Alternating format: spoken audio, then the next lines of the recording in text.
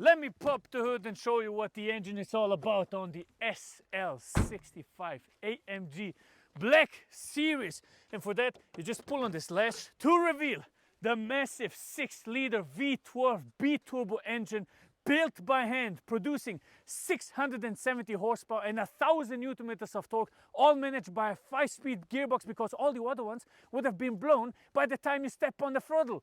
0 to 100 kph in 3.8 seconds, 320 kph top speed, limited. So if you open it up, you're looking at around 350. So now, have a listen.